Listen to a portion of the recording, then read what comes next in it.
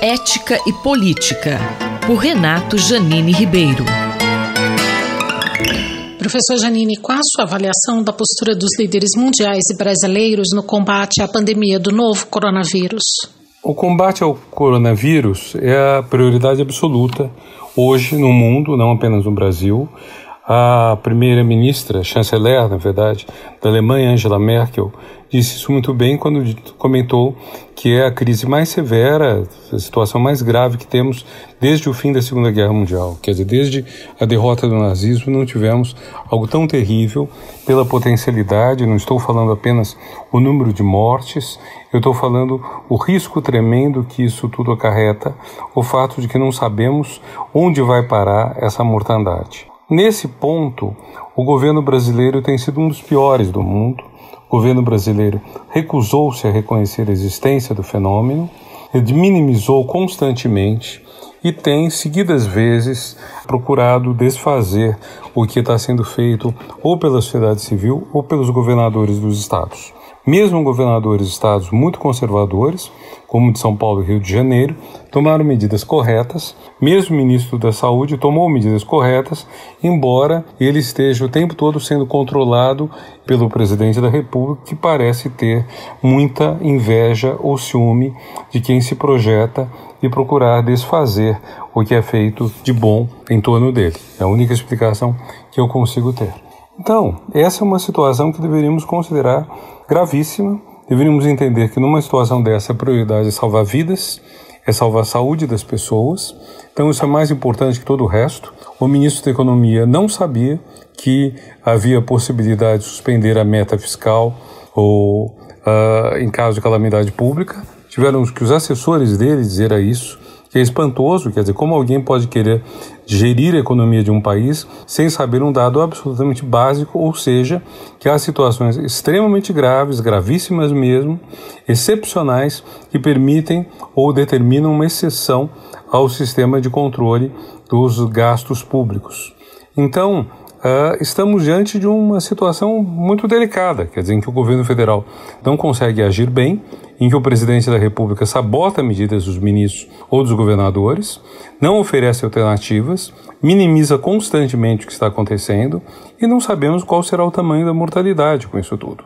Quando pensamos o que significa uma morte, não apenas do ponto de vista humano, mas também do ponto de vista de quanto custou para a sociedade criar uma pessoa, para essa pessoa de repente ser liquidada, ter a vida desfeita, sem uma defesa, sem um cuidado, sem precauções, nós notamos o retrocesso que o Brasil está conhecendo com o atual governo. Isso é uma lástima e nós deveríamos então fazer uma pressão muito forte para uma mudança radical de postura do governo federal. Mas, sinceramente, eu não acredito que esse presidente da República seja passível de perceber os erros que ele comete. Não creio que ele tenha essa capacidade. O que ela traz de negativo para a sociedade brasileira? A epidemia está trazendo algo de muito negativo, que é a própria epidemia, diante de um país que não tem defesa, não tem cuidado, não tem precaução contra isso, um país em que a miséria é muito grande e no qual, portanto, a possibilidade de impacto negativo é gigantesca. Quando dizem para você ficar a 1 ou 2 metros de distância de outra pessoa, para lavar com água e sabão longamente as mãos a qualquer momento, como fica para a multidão de favelados, de moradores de rua, que não tem nem espaço suficiente para esse distanciamento social, nem às vezes água ou sabão para essa higiene. Quer dizer, está muito claro o tamanho do problema em que nós estamos aí. O professor Renato Janine Ribeiro conversou comigo, Valéria Dias, para a Rádio USP. Ética e Política, por Renato Janine Ribeiro. Reflexão Econômica, por Luciano Nakabashi.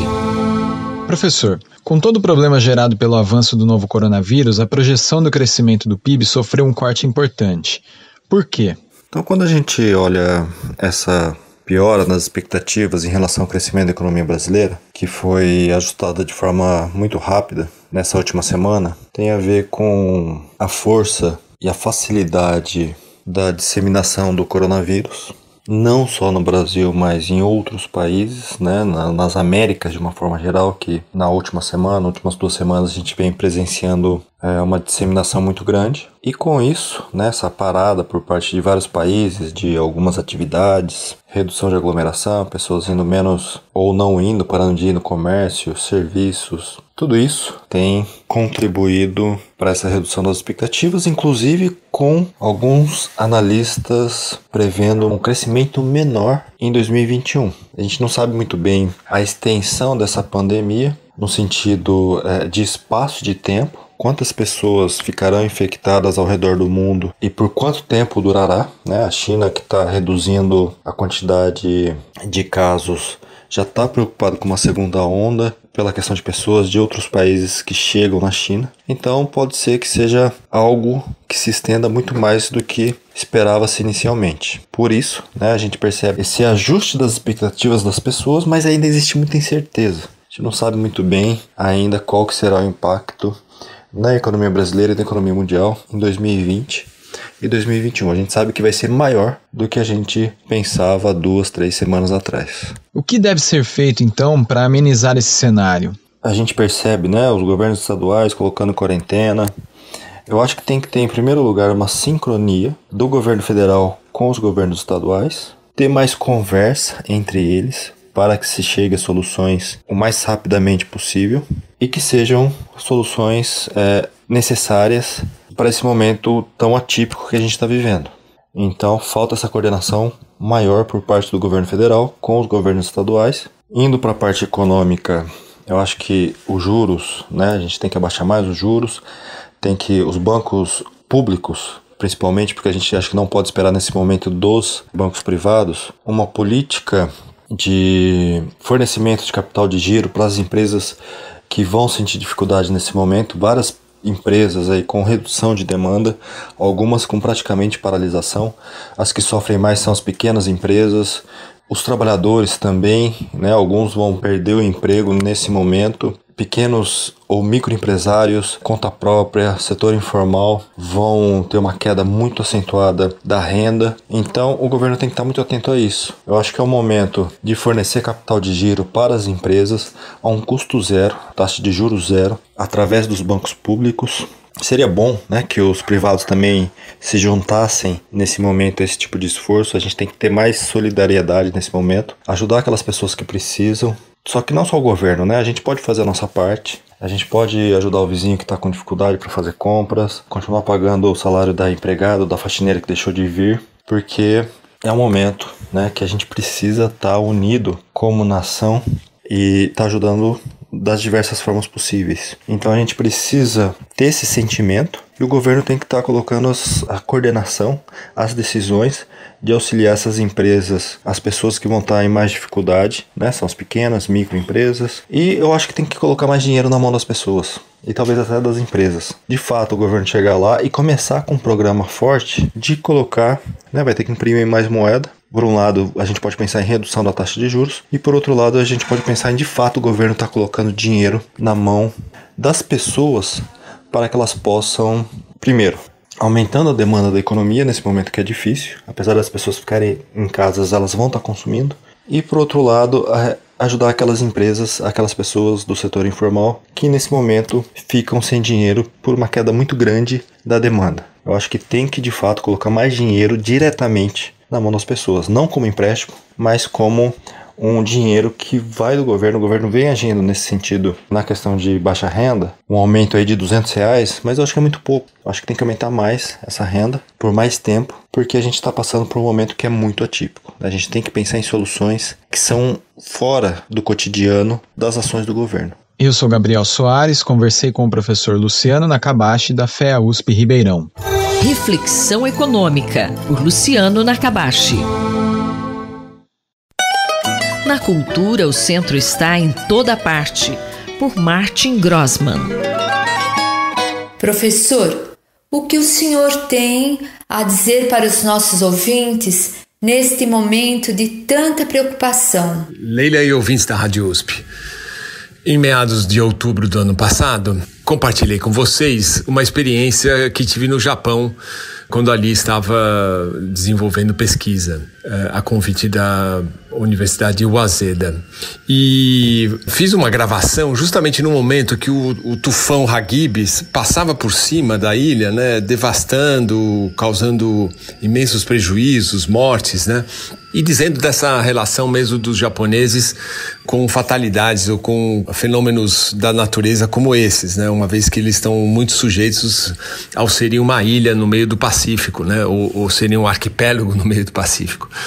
O mais interessante é que ali, obviamente, era um fenômeno que tinha começo, meio e fim, né? O que está nos causando bastante intranquilidade nesse momento, e também, mais uma vez, estamos agora todos dentro de casa, né, isolados, como eu e os japoneses ali em Tóquio naquele momento estávamos, né, cada um na sua residência. Mas, ao comparar um tufão com um vírus como o coronavírus, há muitas diferenças, né?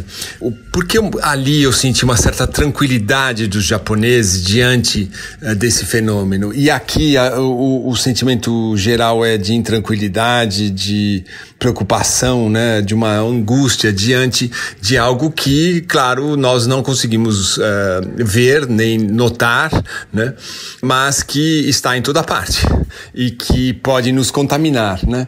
Então, eu realmente aconselho, nesses momentos, uma vez que todos estão em casa, né, a ler um artigo que foi publicado no El País, recentemente, e de autoria desse filósofo coreano, residente na Alemanha, o Byung-Chul Han, O Coronavírus de Hoje e o Mundo de Amanhã, onde ele faz interessantes relações entre como a Ásia recebeu ou lidou com o vírus e como a Europa está fazendo nesse momento, né?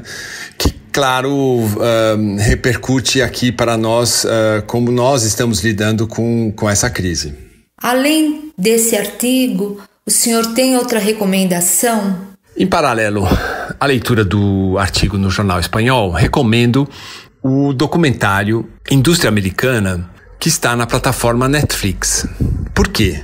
Porque assim como o Byung-Chul Han explora no seu artigo e também no seu livro No Enxame, Perspectivas do Digital, há enormes diferenças culturais, né? No caso do documentário, entre os chineses e os americanos. Uma vez que são os chineses que se instalam numa fábrica que foi à falência nos Estados Unidos, né? E trazem consigo os seus valores, enfim, as suas estratégias, os seus modos de operação, né?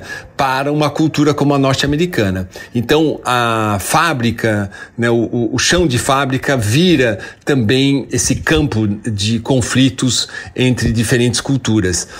Isso é muito importante diante da crise do coronavírus, porque Byung-Chul Han diz, e isso é correto, que há uma maior eficácia no controle da pandemia em países no Oriente do que na Europa e provavelmente do que estamos agora experienciando aqui no Brasil.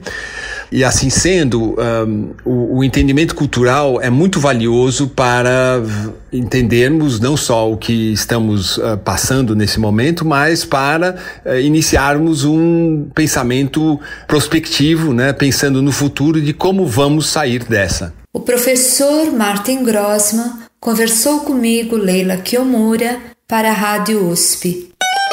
Na cultura, o centro está em toda parte. Por Martin Grossmann. Fique de olho, por Eduardo Rocha. Professor, por que temos tanta discussão quanto às formas de agir da saúde pública e da sociedade diante da pandemia? Diante dessa pandemia, muitas discussões, divergências e um alinhamento com as regras e os princípios que devemos seguir. Um problema dessa magnitude, uma crise mundial, coloca em evidência o fato que os sistemas de direito, as regras, os princípios que regem a sociedade foram sendo aprimorados ao longo do tempo com diferentes visões culturais. Assim, nós temos que entre muitos países que agora enfrentam o conflito, tem, por princípio, o direito romano-germânico, que a base primeira é a preservação da vida. No direito anglo-saxão, a autonomia individual é um princípio básico. E, por exemplo, no bloco comunista, como a China, onde teve início esse problema, o direito coletivo, o bem-estar coletivo, ser preservado, algumas vezes em detrimento da liberdade individual. E da mesma forma, o Irã,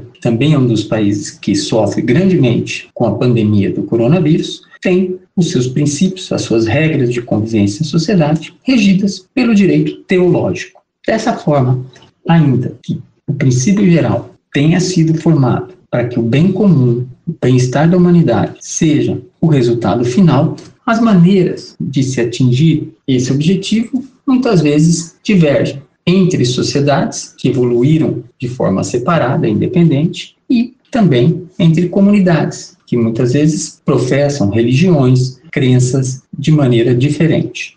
Os princípios que, da mesma forma, as religiões que são muito diferentes entre si e às vezes conflitam, também têm como o bem-estar do indivíduo, o amor ao próximo, as regras de convivência e princípios básicos norteadores. E as regras que orientam os profissionais de serviços de saúde? Os serviços de saúde administrados pelos governos ou de forma privada e as regras que orientam os profissionais que estão no fronte lidando com a pandemia do coronavírus são influenciadas por esses princípios de direito desenvolvidos dentro da comunidade em que eles foram criados. Assim, nós temos que Hipócrates, um médico grego, ao qual muitos profissionais de saúde, muitas carreiras dentro da saúde devotam um grande respeito, que viveu na Grécia 400 anos antes de Cristo, criou uma série de princípios, do qual o primeiro, o maior, é, em latim, primum non nocere, ou seja, primeiro não causar mal ao paciente.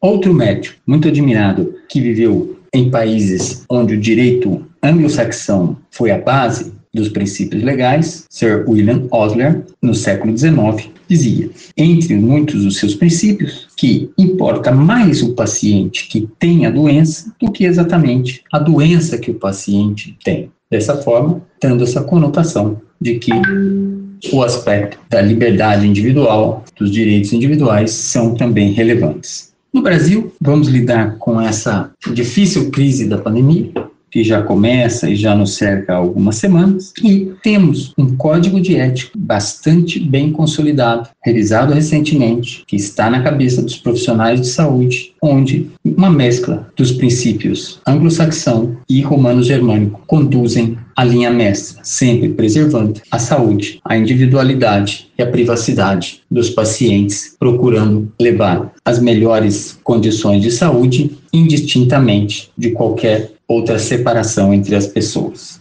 E para terminar, então, recomendando que todos fiquemos em casa, guardemos os nossos entes queridos, principalmente os mais idosos. Deixo você, ouvinte, com as leis da medicina propostas por esse grande médico, oncologista e divulgador de ciência, Siddhartha Mukherjee. Ele diz, num dos seus livros mais curtos, uma forte intuição é muito mais poderosa do que um teste fraco. Número 2. Os normais vão nos ensinar as regras. Os fora de série vão ditar as leis. E, para cada experimento médico perfeito, existe também um viés humano perfeito. Uma hora dessa, com calma, podemos debater em detalhes os princípios que fizeram ele redigir essas regras. Muito obrigado. Eu sou Rita Estela e nós ouvimos o professor Eduardo Rocha, da Faculdade de Medicina da USP, em Ribeirão Preto. Fique de olho, por Eduardo Rocha. Ciência e cientistas, com Paulo Nussweig. Professor, que postura os cientistas devem adotar diante da pandemia de Covid-19? Caro Júlio, caras e caros ouvintes, é difícil evitar nesse momento a pandemia do novo coronavírus, que está monopolizando a nossa atenção. Quero tratar aqui reflexos sobre a percepção da ciência, desafios da divulgação científica e a postura responsável que cientistas devem manter. Estamos diante de um imenso desafio de saúde pública. O vírus provoca uma doença chamada Covid-19 em referência ao tipo de vírus e ao ano em que ele começou a afetar vidas humanas. Como outros coronavírus que cruzaram de animais para humanos, a origem do SARS-CoV-2 está em morcegos. Por ser uma doença que se espalha muito rapidamente e contra a qual ainda não desenvolvemos imunidade, o crescimento do número de casos segue uma função exponencial. No Brasil, o tempo típico para que o número de casos dobre está próximo de 2 dias. Se compararmos as curvas de números de casos e fatalidades no nosso país com aquelas da Itália, o país com o maior número de fatalidades até aqui, veremos semelhanças perturbadoras. A quantidade de informações disponíveis para a população sobre a pandemia é muito grande, e nesse momento é fundamental saber quais informações são confiáveis e quais servirão apenas para disseminar pânico. Navegando na internet e em redes sociais, encontrei muita informação útil, mas também encontrei muita desinformação. Como exemplo de informação útil, chamo a atenção que essa é a segunda pandemia envolvendo um coronavírus que provoca grave síndrome respiratória aguda. Em 2003, houve uma pandemia que se espalhou menos do que a atual e exigiu forte trabalho concentrado de epidemiologistas em nível mundial. Em outubro de 2007, um artigo de revisão publicado em Clinical Microbiology Reviews chamava atenção para a disponibilidade de 4.000 artigos produzidos rapidamente sobre a moléstia. Havia também uma advertência. Apesar da forte resposta da comunidade científica da época, ainda havia lacunas no conhecimento sobre esses vírus, sua base molecular, estabilidade física, transmissibilidade, etc. Segundo os autores da Universidade de Hong Kong, a presença de um grande reservatório de vírus do tipo SARS-CoV em morcegos, junto com a cultura de se alimentar de mamíferos exóticos no sul da China, é uma bomba relógio. A possibilidade de reemergência da SARS e outros novos vírus de animais e, portanto, a necessidade de estarmos preparados não pode ser ignorada. Talvez esse novo vírus tenha chegado num dos piores momentos possíveis, dada a desvalorização da ciência que vimos em anos recentes, com o ressurgimento de movimentos populistas de extrema-direita e a influência destrutiva que assumiram em democracias ocidentais.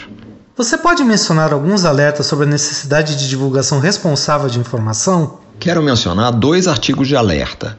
Em 11 de março, Amanda Makulek publicou um artigo em Nightingale, com o título 10 considerações antes de você publicar mais um gráfico sobre Covid-19.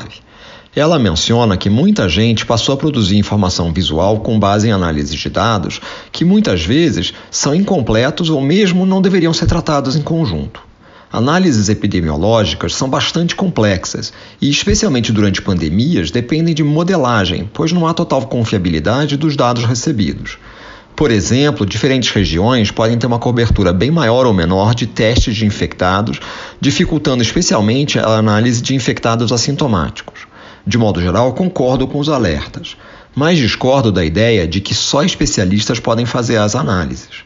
A importância do método científico está justamente na possibilidade de qualquer um, com as ferramentas corretas, poder contestar argumentos de autoridade. Esse é um cuidado fundamental a ser tomado na divulgação da ciência. Outro alerta, em tom bem-humorado, foi apresentado por Noah Haber, em Medium, em 19 de março, com o título Achatem a curva de epidemiologia de sofá. Ele faz referência ao chamado efeito Dunning-Kruger, DKE em inglês, em que pessoas não têm a capacidade de reconhecer a sua absoluta falta de capacidade. O autor menciona que vírus DKE normalmente circulam na população, mas que há uma variante especialmente nociva, a DKE-19. Todos sabemos algumas autoridades fortemente acometidas dessa patologia. O tratamento sugerido é total e urgente distanciamento de mídias sociais. Paulo Nussensweig falou comigo, Júlio Bernardes, para a Rádio USP. Ciência e cientistas, com Paulo Nussensweig.